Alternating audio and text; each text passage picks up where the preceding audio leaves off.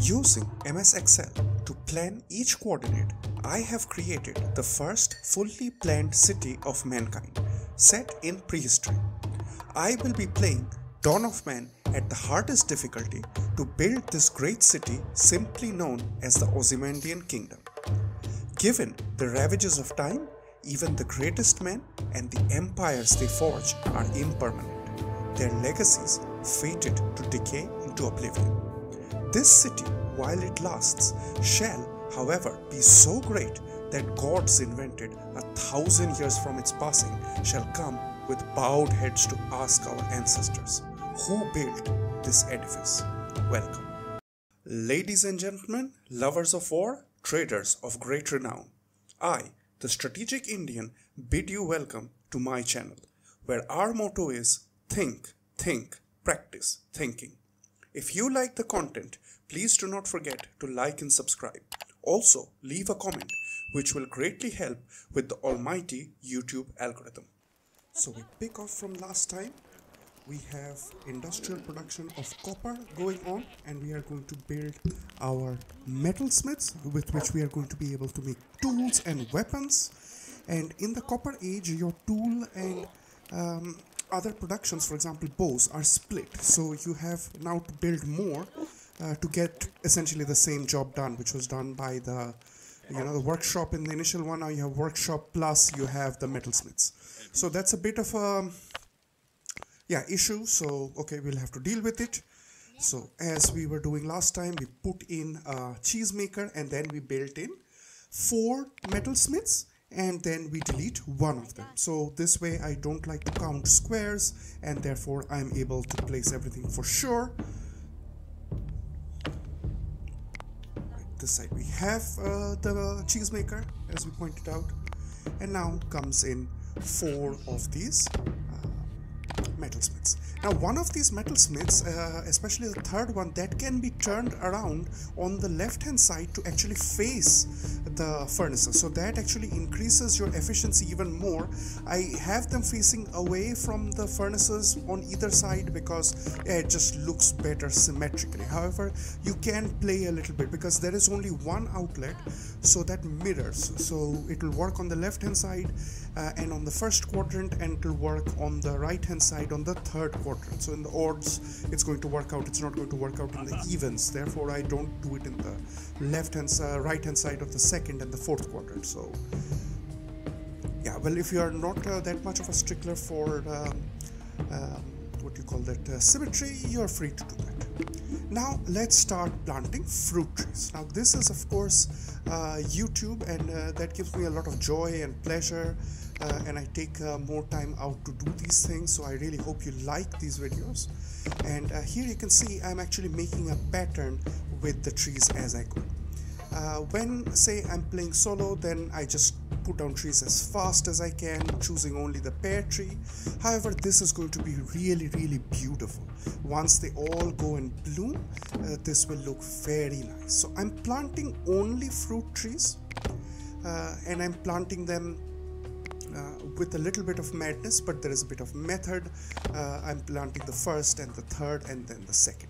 You're free to choose whatever you like. I like the pear trees the most. They're really small, petite, and they're very beautiful. And the other trees also are very beautiful because they have a lot of leaves. So the cherry and the service trees are also very beautiful to look at. However, I don't like them that much when the winter comes, because then they have just empty branches and that's not as pretty. However, you're free to do what you wish. The trick is of course going to be planting a lot of fruit trees. As you can see, we have more or less stabilized our food around 500 for the copper age. We are at 150 population, almost 143. So we are maintaining a 3:1 ratio, which is good. That's going to make sure that we are going to get the most number of migrants, because your cavemen are going to eat 3 foods per year. Now, nutrition is a bit funny in Dawn of Man in that you don't need a balanced diet. For example, you do need a balanced diet in games like Banished. So, there is this really great Redditor, what's his name? I forget his name.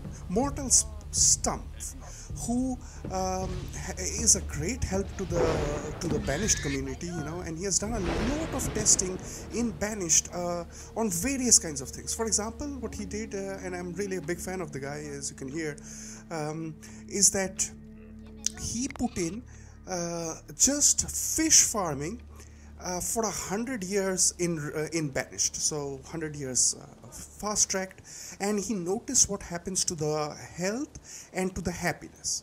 And he noticed that, yeah, the health actually goes down all the way, happiness does not, because happiness is not that a big deal in banished. However, it's a very big deal in Dawn of Man.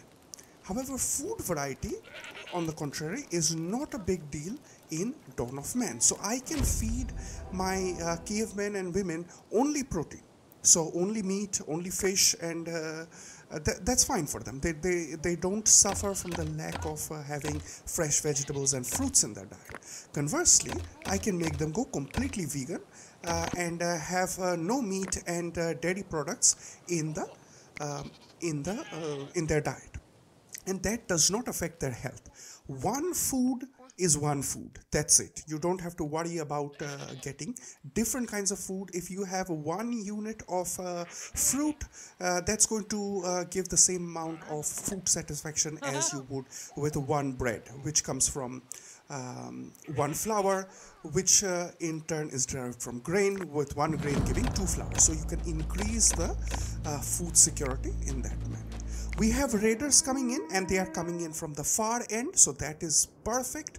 We are going to welcome them with our cruel weapons. We have luckily put up the ramparts on this side of the river, and this is the second flank, second quadrant that they're going to come in. We're going to put in some extra towers on this end. However, these towers are the last ones that you want to put in. This side is very easy to defend because you have the river, and they can only cross through this little cross that you can see, this little shallow that they have. So let's zoom in. Our men and women are ready. They are with their bows, and here goes the first shots are being fired, and they are trying to ford the river. And what they are going to do is that they're going to try to reach, because they are mostly melee.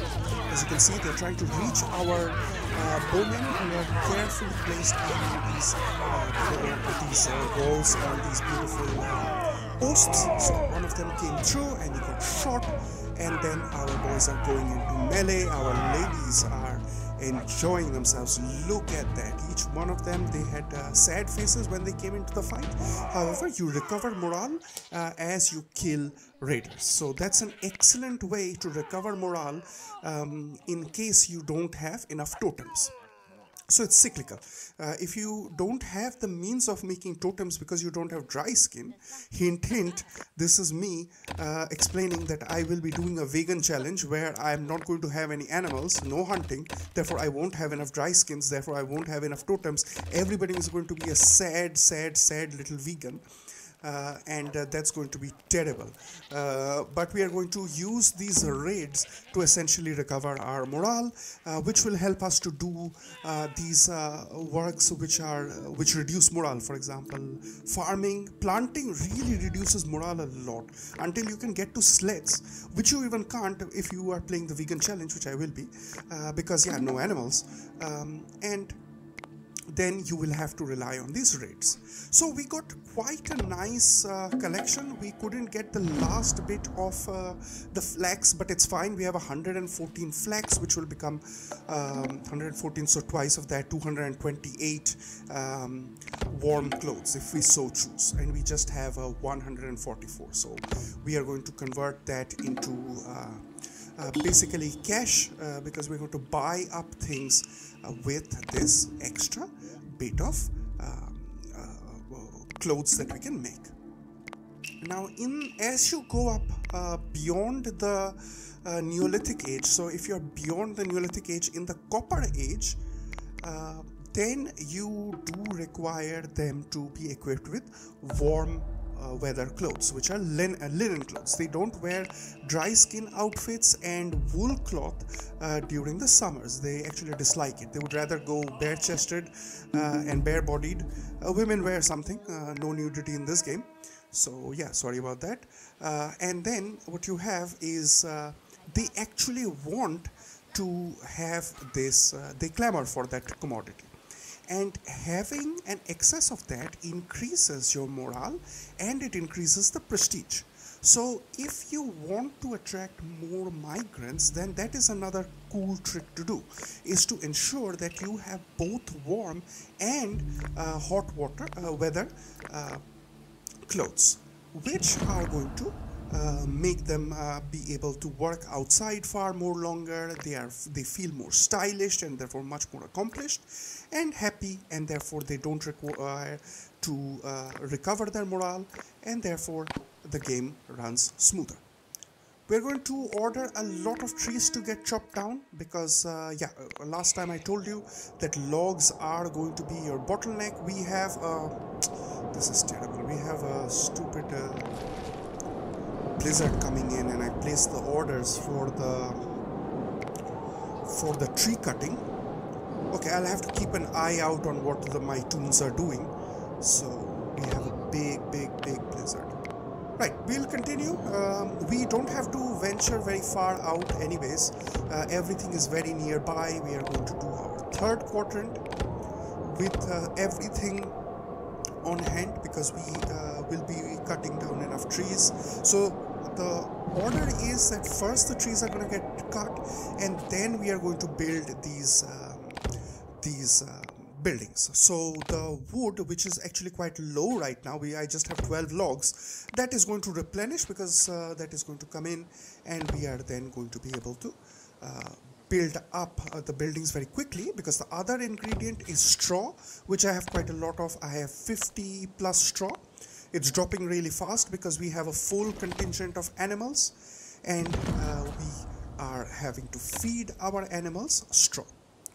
We are going to build these the animal stables up because we have got an excess of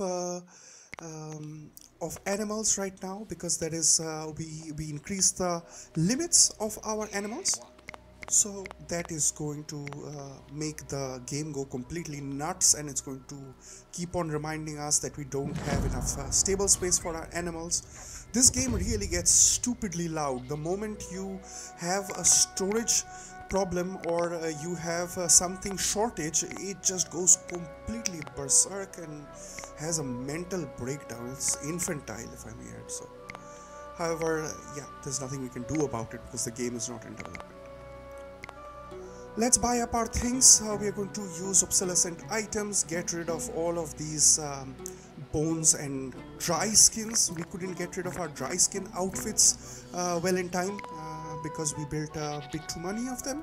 So we are going to get rid of them so that it at least keeps the slots open. End of winter, so this is going to be a bit terrible that we will have the planting season plus the cutting down of trees season and the building of a lot of buildings in the third quadrant season. So a lot of things are going to come in.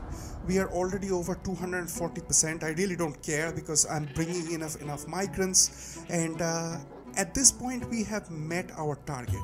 The target was that I would have 150 people for the Bronze Age. Before I hit the Bronze Age, I'm only copper, and I have hit 147, so I'm very close to the 150 people.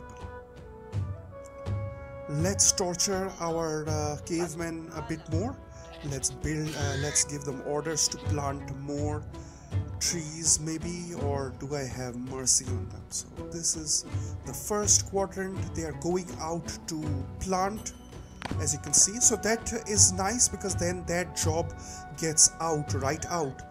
And cutting down trees is always a little bit of a low priority for them, and there is no way to increase the priority on cutting down trees. You can increase the priority on planting and harvesting. If you double click on the farm slots on these little seed plots that you have marked out, and you can then double click and make them high priority. So we are now a warrior settlement. So this is what the settlement looks like. This is the Ozymandian Kingdom. Look at it. It has reached its maximum length and breadth, and we have begun to wall off. and we have increased our farming quite substantially. As you can see, the farming is still going through despite us having quite a lot of workload. So we can see in the background that trees are getting chopped. One more reason why I am so relaxed giving them this hard work and making them go out to cut trees is because the raid came through. So I don't expect raid to hit in this season. So if they hit us in the harvesting season of the last year, they're going to hit us in the harvesting season or at least the summer at the earliest of this year. So right now it's fall, so right now it's spring, so I'm planting. I still have this full season to plant and cut trees, and probably I will get summer and then to do nothing and finish the cutting down of trees, and then I'm going to be scanning very carefully before fall comes so that I can identify in case raids come hard and fast, so that my boys don't get caught out in the open. And I will press tab and I will go around and we'll have a look at who is coming at our village. Meanwhile, our farming is going on. We got quite a lot of farming done. We reached almost towards the end, and they're a bit silly that they go and plant the plots which are further away from them first, while the nearer plots are a bit further away.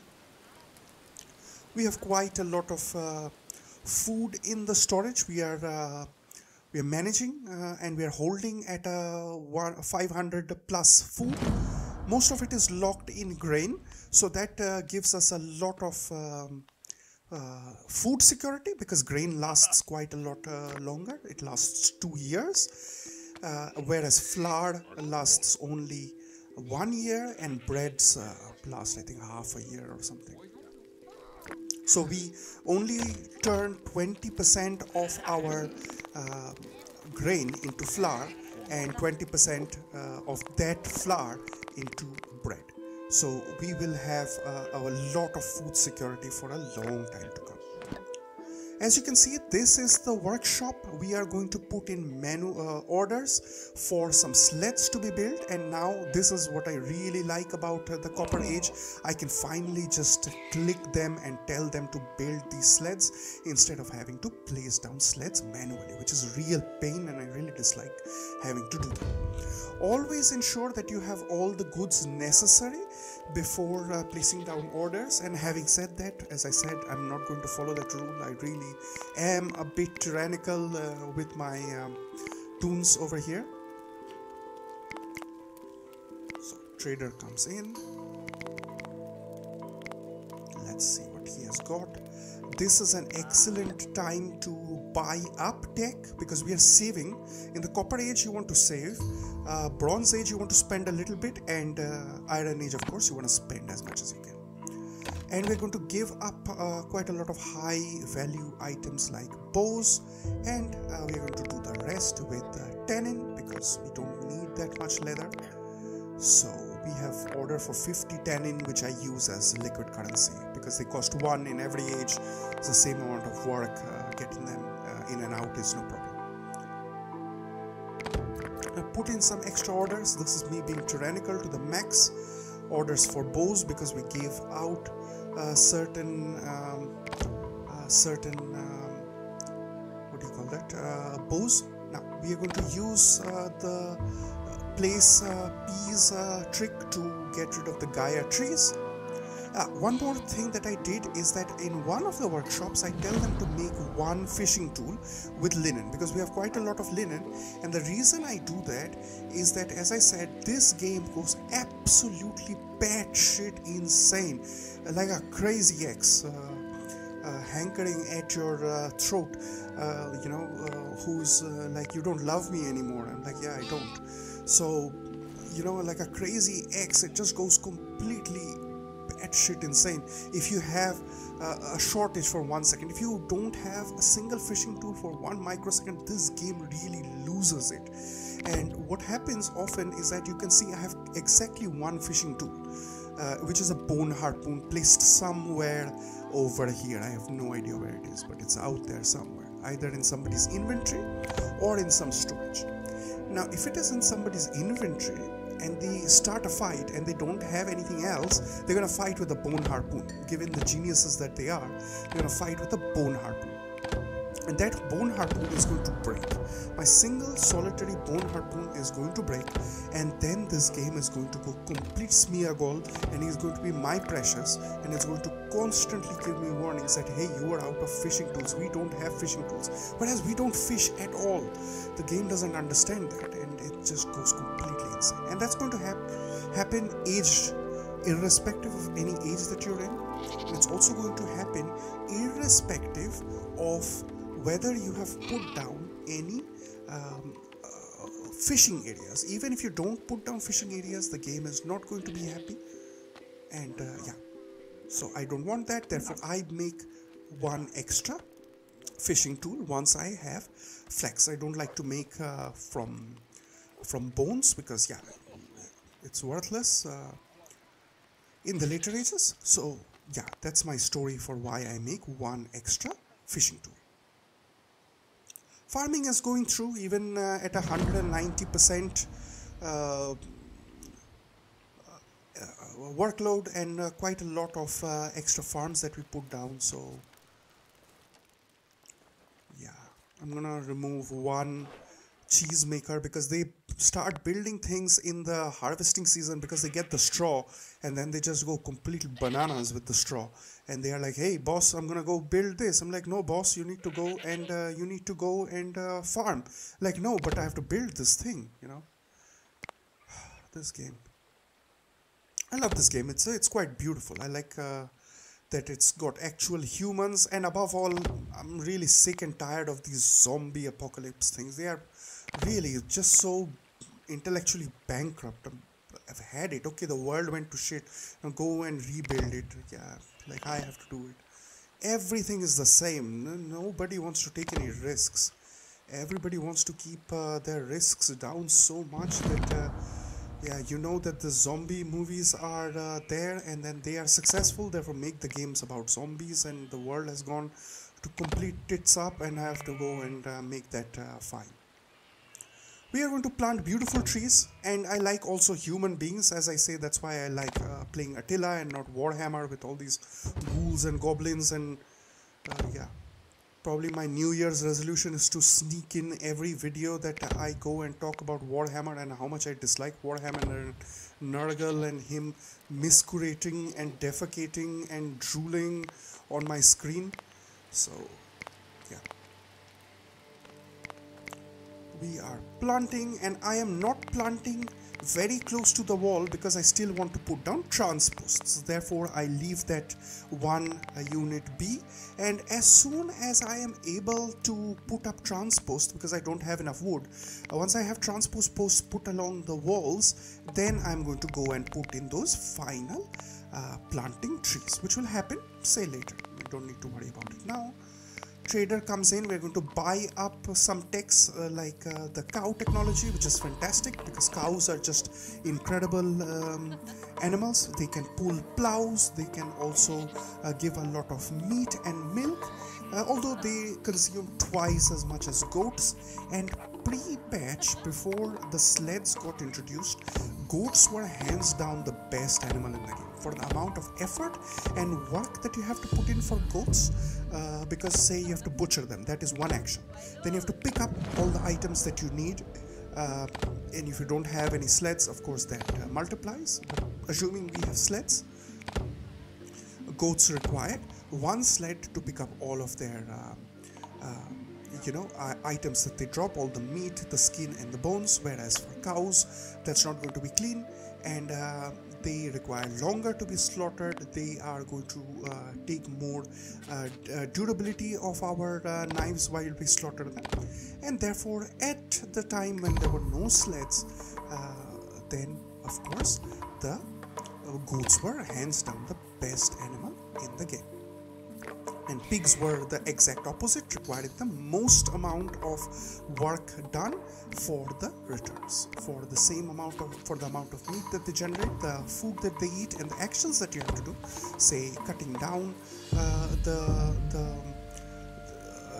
killing and slaughtering the animal and then placing its dropped items into a sled and then drying them. All of those are actions which you actually have to do and pay a time cost for. So that makes pigs the least efficient and goats the most efficient before sleds came and ruined everything. And of course, sleds, of course, I'm a very big fan of. However, if you're doing a vegan challenge, then of course there are no sleds because you can't have cows, you can't have any animals, and then you are forced to, plant everything by hand, which reduces morale, and of course you can't recover morale because you don't have enough totems. Sleds are fantastic for that reason, in that when you are using sleds to plant, you don't lose morale and you work faster.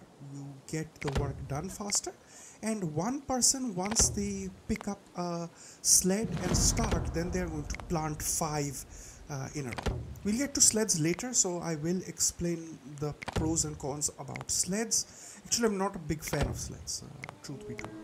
Even very late game, I'm not a big fan of them because I don't farm during the winter, because if I farm during the winter and grow pulses, you can already see how cruel I am with my toons, how much I make them plow and sow and cut down. If they are starting to work in the winters, then that's going to be terrible, because then summer they will have to go in and also work in harvesting, whereas summer and winter are when I make them do the cutting down of trees, when they are going to build up defenses like I'm doing right now, etc, etc.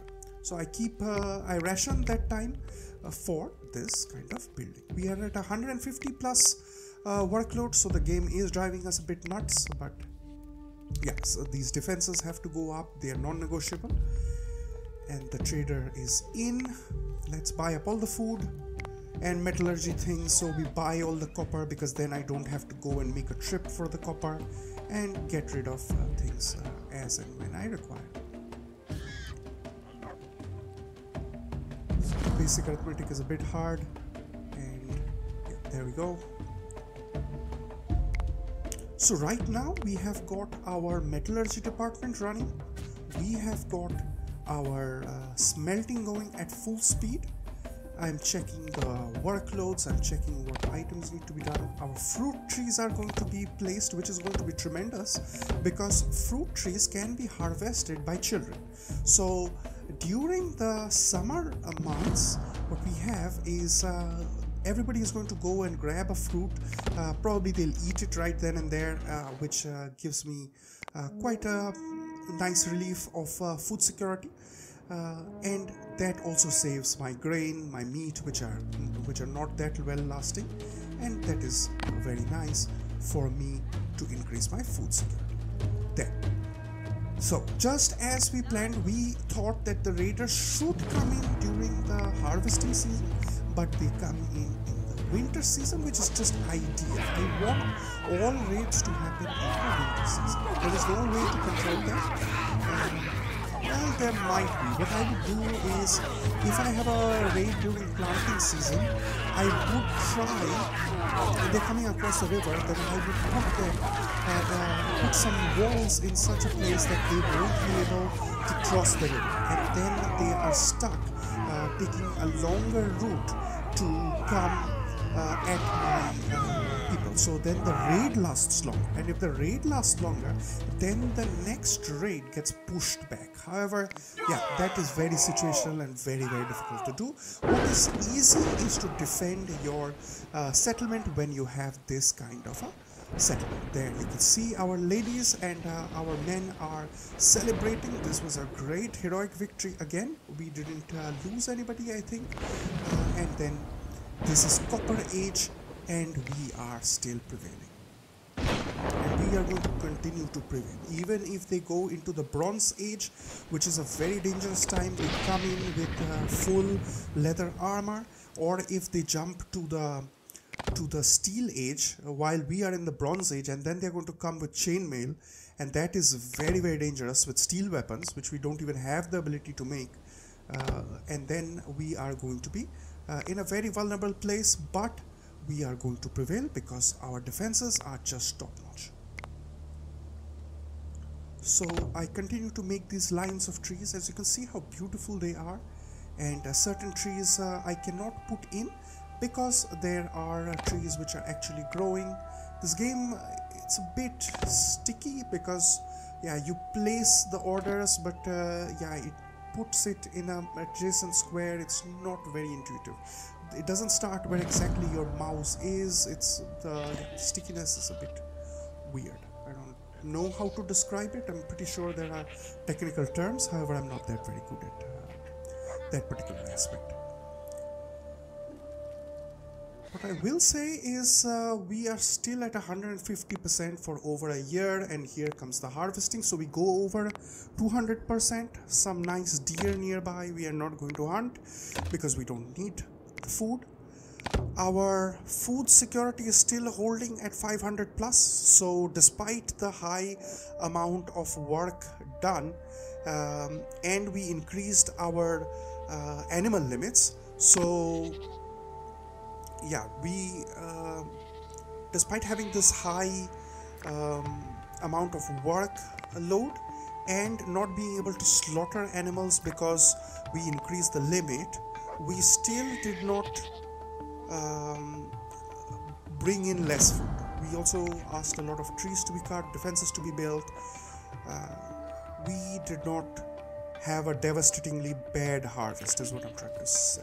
We're gonna put in 2 carts because we bought 2 donkeys and it slipped my mind. We do have enough leather and wood and branches to build these carts, and while you have an adult in this game, adult donkey or horse, while they are not pulling a cart, they are essentially just sitting there eating hay and loafing about and not contributing, and I don't like that. So what you want to do is, as soon as you have one adult donkey, or horse, you want to build that many carts. Now, one other thing that I wanted to talk about is that this game is also a bit iffy in giving its stats. It doesn't give its stats out very easily. It does so in a very obfuscated manner, and it's hidden all over the game. So this is my improved build Weaver's District. So I put in one unit of warehouse, which is not going to store any food and tools, and it's going to store in materials because linen costs, flax costs, and wool counts as material. I wouldn't like that. I would want it to be a clothing thing. Technically it makes sense. And then anything which is manufactured in the Weaver's District is going to go inside that warehouse. I also increase the number of weavers so that we can increase the number of linen cloth and wool cloth, and all of that is happening locally. So the warehouse is right there. They're going to pick it up.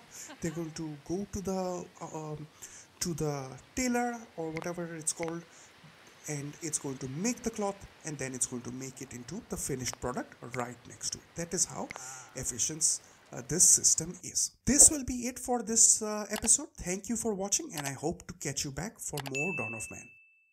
This has been the Strategic Indian, signing out.